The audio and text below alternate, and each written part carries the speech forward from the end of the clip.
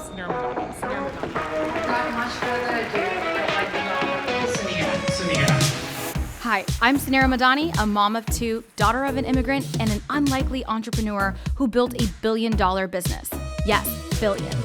Now I'm doing it again and building my second unicorn, Worth. Shockingly, less than 2% of female founders ever reach 1 million in revenue, and I'm on a mission to change that. At CEO School, we mentor thousands of women to help them level up in business and in life. We believe that you deserve to have it all because honestly, nothing bad happens when women make more money.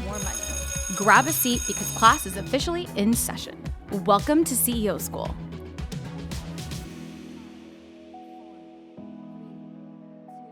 You got to hear about all the things I was literally sharing. I was at the moment where I was sharing the time component of made a choice. You were going through your point of this was the time, and you had to go through an extensive amount of time for the surgery to actually stay into effect. Right. For me, it was about building muscle and getting through like where my knee was. I had gotten all of my horrible health reports. I did have the time to go focus on it. And I was like, this is it. Something's changing. And so I started focusing on every day was all about like it was movement, and I could only do low intensity. So it was really about muscle building. And it was also about my mindset work. I had decided from that point that I was not going to stay on medication. And so I started weaning off of medication as well, which I actually do think that had a really positive effect. It was really hard because it's like when you're on something for so long, it's hard to wean off of it. Right. But I think I was just mentally ready to be healthy fully. Yeah. And so I got off of my ADHD medication was the first one. And then I slowly weaned off of, I was on Prestige. And so I slowly weaned off of the depression medication, the anxiety medication.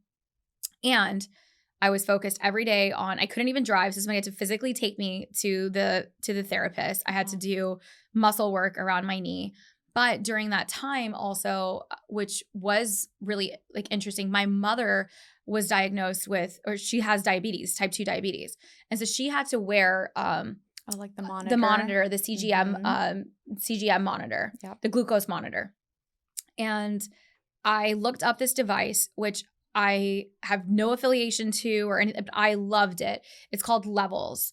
And it was a CGM monitor. It is a CGM monitor. And there's so many out there now. And the CGM monitor, what it does is it monitors your blood glucose levels.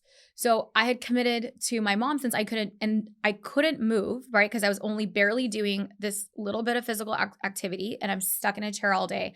I knew that my health was going to be super important. I had no travel. And that's also something, right? This is when you don't have all this other noise. I could cook my meals. I could be at home. I could actually devote time to eating healthy. Right. And I was going to make every meal. Like I was going to eat at home. And that was a big shift as well, because even when I was ordering out or when I was eating out or I literally ate a salad every day for lunch for the longest time that I can remember. Yeah. So it's not like I was not eating, well. Right. But I was committed to eating at home. And the CGM monitor I did for 3 months during that. And I could have continued longer, but I also have type A data person. I believe that we've got too much data out there too. And then you become obsessed over the data. What that monitor allowed me to say is like, actually I was eating wrong. And for morning, I was having like a protein smoothie before. And it was like, no, I need to have a balanced, if I had an avocado toast, 1 egg, avocado, and like a really hearty, grainy bread, my blood glucose level would be stable. Me, I like don't even eat breakfast. I drink coffee until it's like 11:30 and I'm starving. Right. And if I'm making something, I'm making like a protein smoothie. Guess what? That was spiking my blood sugar. Wow. And so understanding my blood sugar was this like huge part of me just understanding that I can actually eat the carb. I can actually eat the food. I just have to have for me. And this doesn't work for everyone. Everyone's bodies are different. Yeah. But for the first time, I was actually able to eat whole. Like I could actually eat all the things on my plate. Every single meal, I focused on having the like 50% of my plate, which I love vegetables. So I've always eaten a ton of vegetables. And then and I was also, another thing, everyone's like protein. I don't eat that much protein. Right. Guess what? I didn't need that much protein. You didn't need it. Right. And I'm trying to follow what these, like I've done the macro diets. I've done this stuff and I know protein is important. But for my blood sugar, if I just had like a quarter of my plate, right? Just 25%, that'd be the protein amount. And then the other 25% be my hearty, grainy, carb, right? I didn't have to be afraid of carbs either. Right. And that if I ate that and I ate a whole meal, it was balanced, my blood sugar was stable, and I would snack less. So another thing that I didn't realize is that I was eating all my calories in the morning or in the evening because I wouldn't eat all day. Of course you wouldn't eat all day. I wouldn't eat all day. I'd have coffee or I'd have my smoothie. Mm-hmm. I'd have a lunch, and then I'd get home and I'd be being starving. Yes. So I would eat whatever was in front of me. The glass of wine would get open. I'm snacking on whatever Basil's we're making, cooking. Basil's whatever always super amazing. chef. I'm eating off my kids' plates. I'm snacking. I'm having the cheese plate, and so like I was calorie loading in the evening. Right. Whereas for me, and I just figured out by spending time with myself to be like, what works? And honestly, what worked for me was just balance. Yes. Having all the things. And if I just eat the breakfast, if I just eat the lunch, and if I just eat the dinner balanced, and even when I have a snack, if I am hungry, to have it balanced, right? Yes. So if I'm going to have some dairy, have it with a little bit of the nuts, have it like just, I can have the cheese, crackers, and nuts. Like I can have the full balanced thing. Don't just eat the one. And I learned how to eat again for my body. And I bet mentally too, you were like, this is great because I don't feel like I'm depriving myself anymore. Like, or this, mental game of, am I doing it right? Am I doing it wrong? I don't know. I'm feeling guilty with every bite, whatever it is, you just, it was overall so instrumental. And at the time it was all diet and I lost 10 pounds like that. Wow. So, and I do think also cortisol, right? My work wasn't there. So it's hard to pinpoint how that immediately happened, but I remember going to Abu Dhabi, which was like the first trip that I took to Abu Dhabi, and like my yellow suit that I've worn so much. I wore the yellow suit on stage. I was so nervous. Y'all, I was sitting next to Jessica Alba for this panel, right? So I'm like, but I wasn't but that's not where my mind was at. My mind wasn't even I was just trying to get healthy. Yes. And I was 10 pounds lighter for that trip. Like I was literally 10 pounds lighter. Can I remember? Because the suit, I had to pin the suit. And I didn't even think to try it on. Of course. Because I wasn't in that state. And I had my brace on underneath. But I walked on that stage. Nobody knew that I had like a giant brace on. I couldn't wear any heels. So I was like this tall compared to all these actresses. And they're so wonderful. And I did my big panel in Abu Dhabi. And that was like the first part of that, like that first part of the journey. Amazing. And then it became, once I got off the brace, it was like, okay, how can I push myself a little bit further, continue on this low impact workouts, but now really step it up. All I could do was walk. So guess what? All I did was walk. And I made walking my life. Like, and I loved to walk before, but it became the most amazing, peaceful time for me to go up. We have a beautiful lake behind my house. It's a full mile, and I would literally clock 3 laps in a heartbeat, sit with nature, go on my walks. So without knowing it, and I stopped wearing the devices. So I stopped wearing the Oura ring. I stopped wearing my Apple Watch. I stopped wearing levels, and I was just going to walk. I started at 45. And I wasn't doing the HIIT because I couldn't do the HIITs. I was just doing the strength class because that's where I could get the weights in. Right. It was only 45 minutes. I incorporated that. And I fell in love with this amazing studio in Orlando, Highlight Pilates. Oh, and I loved it. Is so cute too. It's so cute. Shout out to Ayelsa Navarro. She's a local small business owner. We'll link if you're in Orlando, definitely check it out. But it was an amazing, it was something new for me. So I like something new. And it was low intensity, and I could do it with my knee, and I could wear the brace, and I was the worst one in class. And if you ever go to a Pilates class, it's like all hot women. Like everyone is so beautiful and fit, and it's motivating. Like it was like motivating in a different way, but I was like struggle bus, but I just had to show up, right? Yes. And I also found a friend. I found the most amazing, like obviously I have amazing friends, but I connected with one of Mila's moms, her best friend's mom, Mari.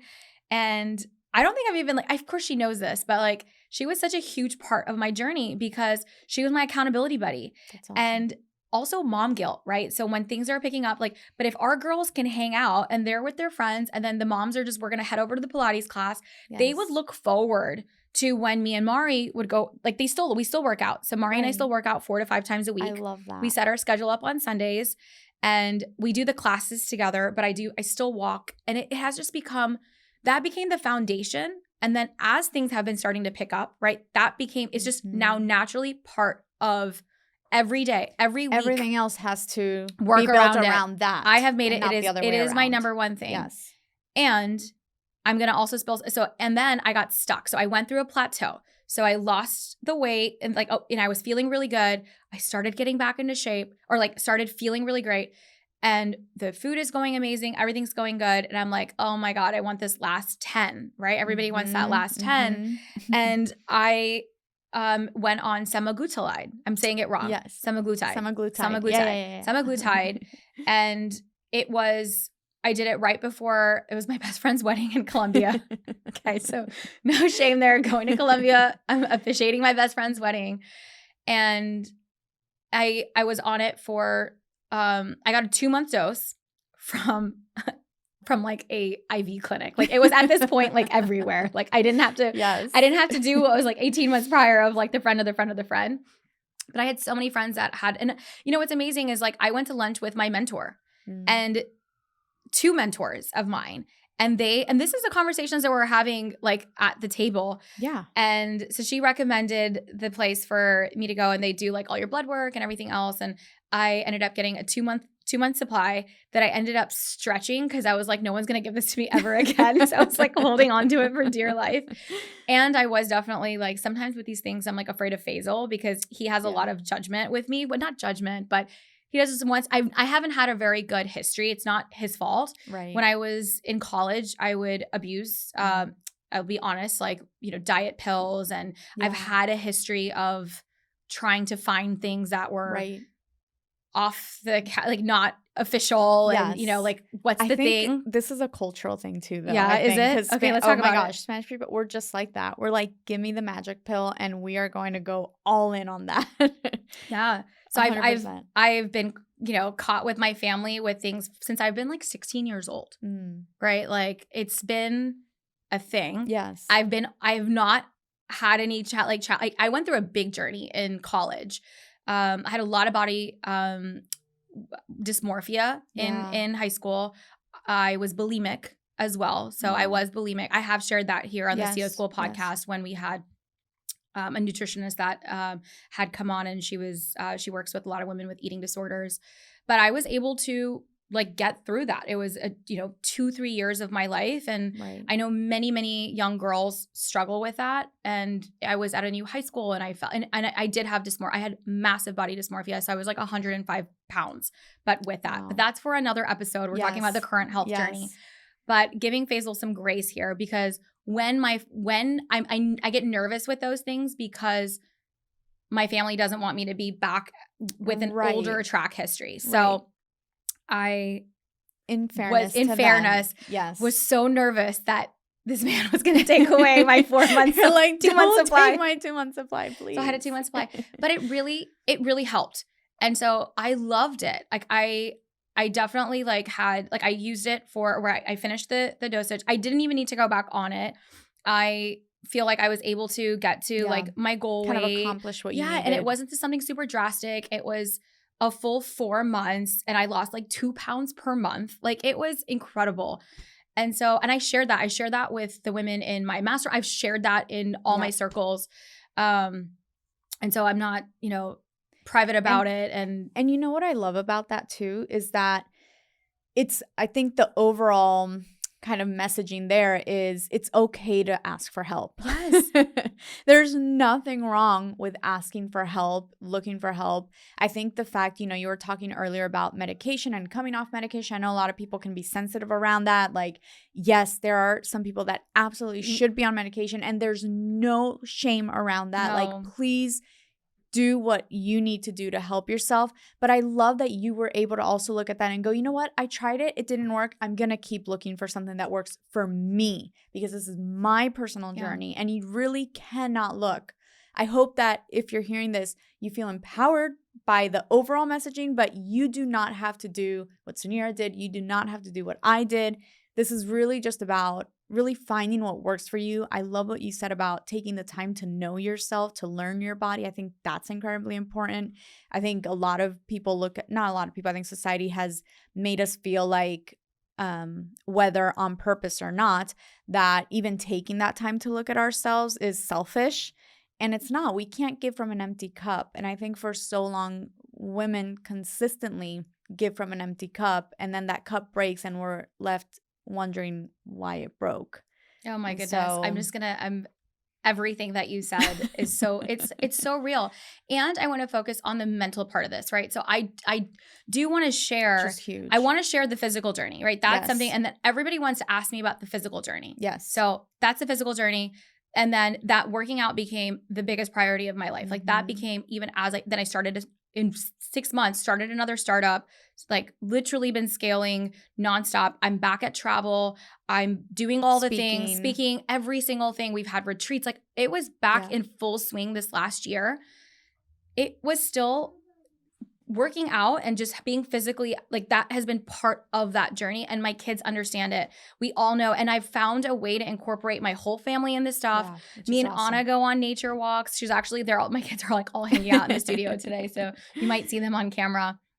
But making the physical part of it a priority. And I never thought I could be that girl. Yeah. I always was like, working out was a chore. It was a chore. Right. It was a chore.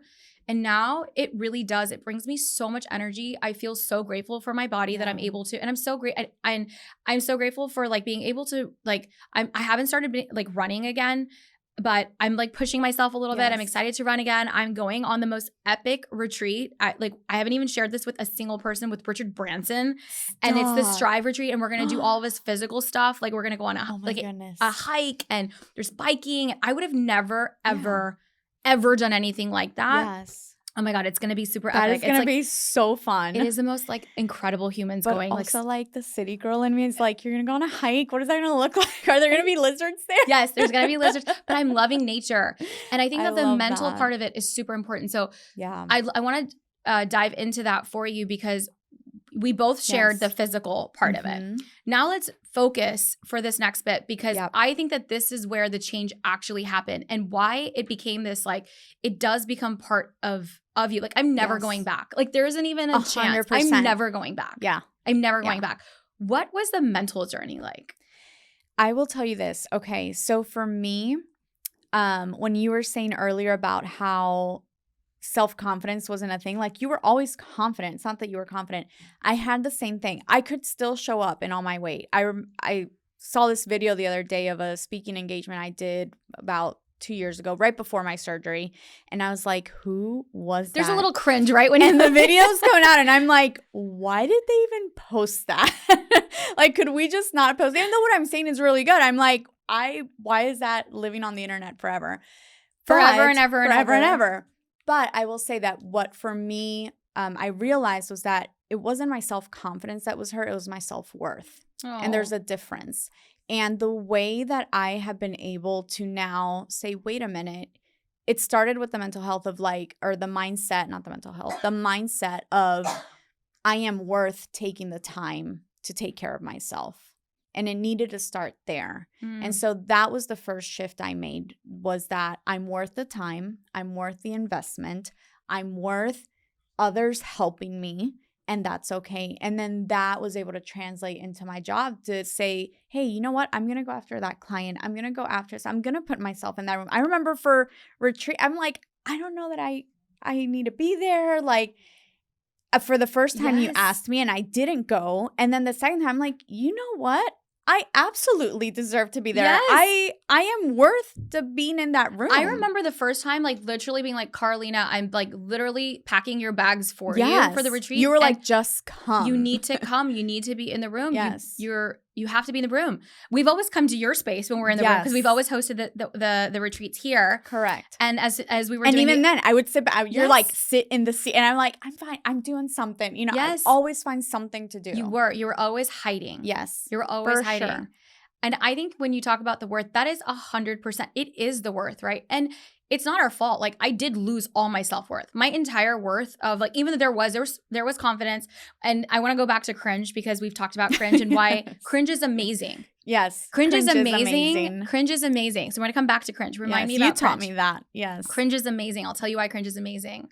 I'll just get to it. Cringe is amazing because when you look back and you cringe, and I cringe at it all the time, that means that there was growth. Yes. That means that I if I'm love looking that. back at like, I cringe at so much stuff, like my old website, the old branding. We look back at my company was called Fat Merchant, was literally the name Why? of Stacks. Like, why? Like who, like what was that? Look at myself on camera, look at pictures, look at how like you look back and you look at your fashion, like your choices, Yes. right? What Like were we we wearing? thinking? What were we wearing? What were we thinking? The color of my hair. Yes.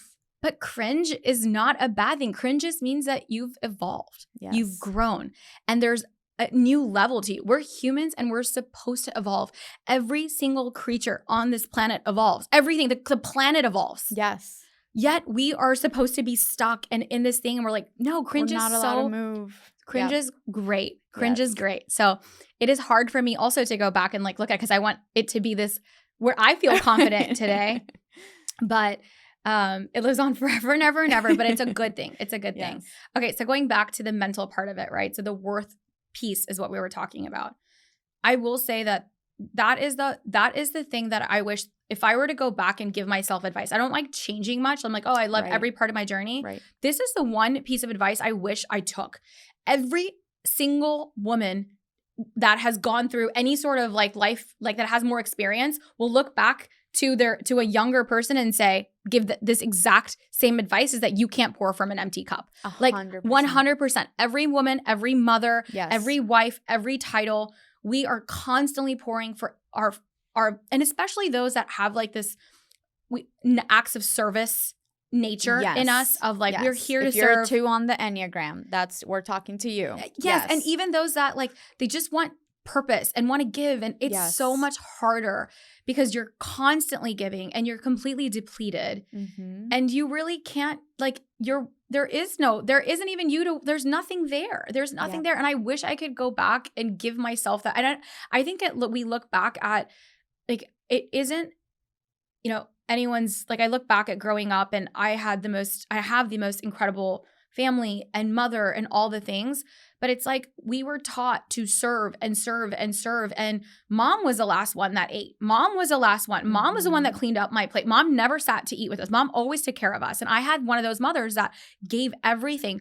And that's the example of like, I look in the kind of mother I thought I wanted to be, is to completely give everything. And I want to give everything to my kids. I want to give everything at work. I saw my father give everything, like everywhere, always giving so much of ourselves to people. Yeah. When are we, no one showed us anything. Like we were like, I felt like I was never allowed or shown that giving to yourself is okay, that it's not selfish. And there's this like weird, and I don't know if it's an immigrant thing. I don't know if it's a woman thing. I don't know where it is, but I definitely have this disconnect with the word, if I take care of me, then that is selfish. Me taking time away to go work out takes away time from my kids. And this is the same stuff with work, right? I'm so passionate about this stuff that I want to do in my life, and I want to go build, and I want to leave a legacy in this business. But me going to work takes away, I think so much about, am I making the right choices? Because I could be home with my kid. I could be there for pickup. Yeah. Right? There's so much shame and guilt around taking care of myself, taking care of my passions, taking care of my health, taking care of putting yourself first. I don't know. Do you feel like, I don't know, I've felt so crazy over the years with that word, feeling selfish. Yeah. And I have had to do a lot of inner work to allow myself and give myself permission to take care of me. And I wish that I could, that's the one thing I look back and wish I could change and give myself advice is like, if I do take care of me, now I feel like everything is just flowing. Yeah. Like it's not. My kids are super happy when they get to hang out with their best friends, and me and my girlfriend are and even if I'm working out and they don't have a friend, like I'm coming back home and I'm happy. I was going to say that, I mean, you're kind of answering it yourself. It's about quality and not quantity, right? So like, what's the point of you giving yourself if the version of your motherhood is not amazing? Yeah. What's the point of you being there 24/7 if you're miserable, right? And so I think it's important for us to realize that the most selfish thing we can do is to become the better version of ourselves, so that then we can give the better version of ourselves. that really is the most selfish thing we can do, you know. And as women, this is my personal opinion, we are the heartbeat of our homes. We are the thermometers of our homes. And if we're off, everything else is off. I agree with that. We are the heart. Like we are the heart. Mom, like we are the heart. Even for like it really is. I really do believe exactly what you said, that we are the core. Yeah. And the core has to be the strongest. Absolutely. The core has to be the strongest. And so the mental health part for me, that journey also has been really important in finding time, and the way that I've been able to do that. I have never read more books ever in the last 2 years. I clock a book a week right now, by the way. That's amazing. And I started. Are you doing like physical reading or audible? Both. Love that. I'm listening to amazing podcast. Yes. I'm filling my brain and my ears with so much positivity. Yeah. I actually don't care. I don't remember the last time I watched TV. Like, and it's fine. I'm really excited about Emily in Paris that's about to come out. Yes. Right. And so I do, week. There are things like, it's good. Like, it's not that I'm saying like, oh, TV's bad or I don't want to do it. I'm just so in this place of peace in my mind. And how I've been able to do it is by prioritizing my workouts. My work is there, and really creating great boundaries at work with time too, right? Yeah. Finding space to have creativity. So on Fridays, I've had such a great flex schedule. And this is something that we talk about, you know, when I'm at the retreats at Millionaire Founders Club, we've literally, it's like clear up your Friday. And for me, that's just the day, because it's end of week and I can be in a zone of creativity. And so even allowing those freedoms in my work schedule so that I can do all the things, and so that I can be creative and like be happy at work. So I'm not just doing the grind stuff. Right. I want to do the fun stuff. And I feel like I'm approaching all the things that are going on in this. My approach 2 years ago was like constantly I had to say a mantra, which I literally wrote it down today again this morning, because I still say this mantra, and is I have all the time in the world. I would say that all the time. You do. And I start my podcast off that way. But when I said it, I really didn't mean it. Yeah. I wasn't present. I was multitasking. I'm doing all of this stuff. And I'd be like, I have all the time in the world. I have all the time in the world. I have all the time in the world, because I have so much shit to do. Right. I didn't have all the time in the world, and I had so much to do. I've gotten so much better at clearing the space, clearing the noise, being able to have these boundaries, being able to prioritize. I'm not giving myself, I'm not showing up for an extra birthday party I don't need to go to, another teacher thing that I don't need to be. I'm not doing this stuff. I'm doing the right things, but my schedule is aligned. I feel free. I have boundaries. I feel healthy. I feel present. I'm grounding myself with nature. I'm grounding myself in these walks, which has been completely game changer for me. That is one thing I recommend. Like, put on a podcast. Don't even put on anything. Sometimes I go for walks and I'm just in my walk. You know, but I'm connecting with nature. I feel free. I have 2 amazing coaches. Like, I'm investing time in having these conversations with people who are wiser than me, or what I feel like who I'm learning from. I have been practicing the most crazy amount. I did clock 9 hours of meditation last week, which I'm going to save that for like another. It is. I'm just different. You're and different. When I say this morning, I wrote down, I have all the time in the world. I actually believe it. I have all the time in the world, because I've created the time. Time has slowed down for me for the first time. Wow. And I can let go. My team is like, CEO school is running. I have not attended a meeting in 3 months. I just show up for 4 things. I show up to coach once a week in the things that we do. And I show up for the podcast once a week. That's all I do. It's like, that's what I do. And those are the things that bring me joy. That bring you joy, that you shine in, that, you know, the time is being maximized. You're giving your best output, and it's amazing. And I'm building a startup, which is so difficult and so hard, but there is joy in it. And I have boundaries, and I've created space, and time freedom is there. And that comes with that mental health freedom. Amazing. What do you do to stay grounded? Final thoughts on what's your routine? Final thoughts. Well, my routine is definitely, for me, obviously journaling, meditating, being in my faith is very important to me. And that is definitely the foundation and the center. You know, we have a practice that is called, it's not necessarily one or another, prayer or fasting or this, but mainly the word abiding and just being. And I think like to your point, being present is very important to me. And I have to start my day out that way. And then I've learned a lot from you, but the time blocking, like it's important. Like I'm going to get off this podcast right now and I'm going to pick up my kids from school and I'm going to be mom. And I do not care who calls me within the next 2 hours because I'm going to give my kids quality time. And when they go and have quiet time and I'll start making dinner, then I can look at my phone and reply a text if it's urgent or whatever. And then tonight I'll have some more time and I'll do anything that's, because I'm still an entrepreneur. We're still building. And the reality is that I may have to stay up an hour later tonight, but that's okay because I know that I've spent my day well. Yes. And that I have been given from a cup that is overflowing, not just full. So I love that. There's so much to like. I feel like we can have. We're gonna definitely continue this conversation on routines. It really is. I feel like this is where I want to go. Like all of it is flowing for business because of how aligned purpose is in life. Absolutely. I'm showing up focused. Yes. I'm showing up intentional as a leader. Like my creativity, the ability to me to problem solve now without the brain fog is incredible. So, and that's the journey, y'all. That's the journey. We're still on it. We're growing. We're learning every day. If you guys, I mean, I definitely enjoyed this episode so much. Carolina, we're going to come back. I do want to dive deeper with you on the spiritual stuff. I've definitely been on this. I think it was mind for me, then it was body, and now it's soul. Let's do it. And I'm embarking on that. And I want to share where I'm embarking and what's, so I definitely want to pick back up on the soul conversation. Let's do it. But let's carry the conversation from the podcast today to offline, onto Instagram, onto the DMs, into the show notes, wherever you are watching, tuning in from. Let us know. We're Carolina's around. So she's here. She's in studio. So I can always pick her up and be like, Carolina, that's what they want to hear. That's what they need to talk about.